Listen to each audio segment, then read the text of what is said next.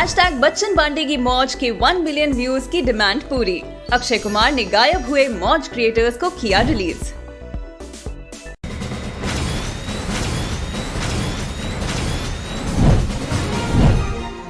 नमस्कार, आप देख रहे हैं वन इंडिया हिंदी। मैं हूं आपके साथ गौरव शुक्ला।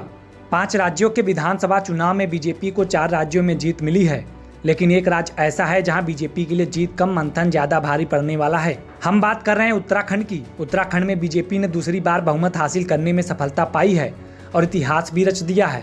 लेकिन इससे पहले उत्तराखंड के सीएम रहे पुष्कर सिंह धामी खटीमा से चुनाव हार गए। अब उत्तराखंड के लिए बीजेपी को सीएम चेहरा चाहिए, जिसके लिए दिल्ली में मंथन का दौर जारी है। उत्तराखंड में मुख्यमंत्री के अलावा 11 कैबिनेट मंत्री बनाए जा सकते हैं। 2 दर्जन से ज्यादा दावेदार इस समय किसी न किसी तरीके से अपनी दावेदारी कर रहे हैं। बीजेपी पार्टी के लिए सबसे बड़ी चुनौती क्षेत्रीय और जातिगत समीकरणों को साधने की है। ऐसे में कौन सा दावेदार केंद्रीय नेतृत्व के लिए मजबूत होगा, बीजेपी के लिए ये जानना जरूरी है।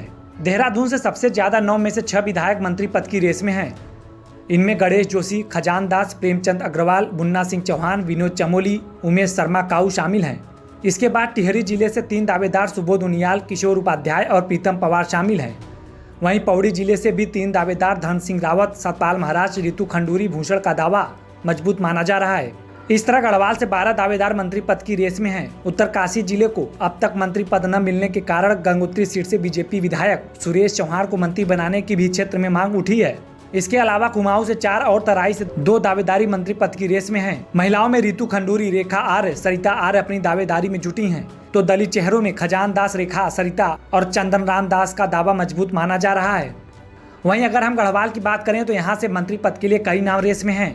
2017 में कांग्रेस छोड़कर बीजेपी में आए सुबोध उनियाल 2017 से 2022 की सरकार में कैबिनेट मंत्री रहे। सुबोध उनियाल ने बीजेपी सरकार में शासकीय प्रवक्ता की अहम जिम्मेदारी भी निभाई है। सुबोध टिहरी जिले से आते हैं और ब्राह्मण चेहरे हैं। वहीं कांग्रेस के प्रदेश अध्यक्ष से लेकर एनडी तिवारी सरकार में मंत्री रहे किशोर उपाध्याय चुनाव से पहले बीजेपी में आए और जीत हासिल की। किशोर टिहरी जिले से ब्राह्मण चेहरे हैं। हालांकि सुबोध के कैबिनेट में जगह मिलने से उनकी दावेदारी थोड़ा सा कमजोर मानी जा रही है।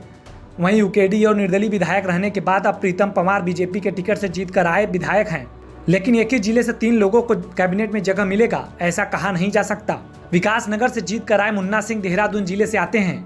मुन्ना का नाम कैबिनेट और स्पीकर के लिए सबसे आगे चल रहा है। वहीं पहले मेयर और अब विधायक के रूप में विनोद चमोली फिर से देहरादून जिले के धनपुर सीट से चुनकर आए हैं।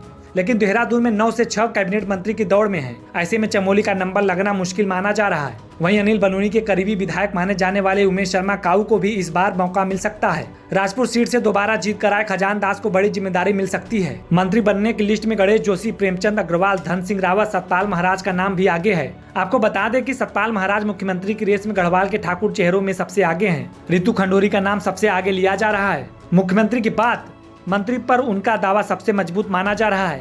हालांकि बीजेपी ने जब भी अपने पत्ते खोले हैं सभी को चौंकाया है। इस खबर में बस इतना ही। ज़्यादा अपडेट्स के लिए बने रहिए वन इंडिया हिंदी के साथ।